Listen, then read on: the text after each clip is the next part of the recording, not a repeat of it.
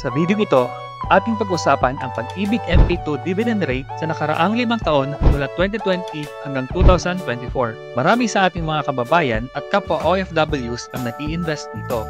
Kaya mahalagang malaman natin kung magkano ang maaaring interest ng iyong pera kung ikaw ay mag-i-invest sa MP2. Una sa lahat, ano ba ang Pag-ibig MP2?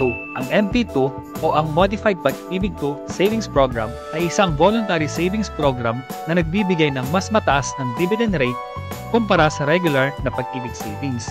Ito ay bukas para sa mga aktibong membro ng Pag-ibig at pati na rin sa mga dating membro na mayroon pang ibang sources of income. At base sa mga datos na ating nakalap na inilabas ng Pag-ibig, narito ang mga dividend rate ng MP2 sa nakaraang 5 taon.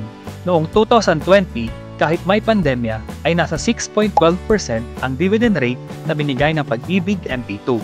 At bumaba ito sa taong 2021 at naging 6% lamang ito. Noong 2022, nagpatuloy ang pagtaas ng dividend rate ng MP2 at umabot na ito sa 7.03%. Noong 2023 ay tumaas naman ito at naging 7.05%. At para sa taong 2024, ang dividend rate ay nasa 7.10%.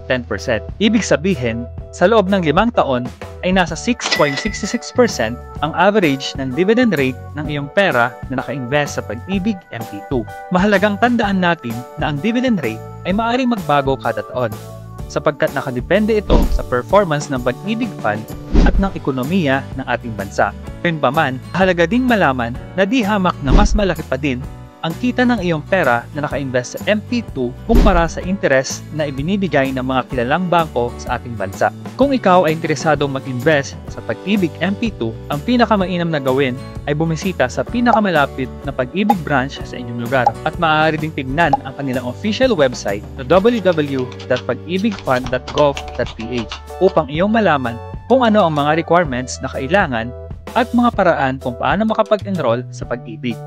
Sana ay nakatulong ang video nito sa inyo na magkaroon ng mas malinaw na ideya tungkol sa performances ng Pag-ibig MP2. Maraming salamat, kabayan!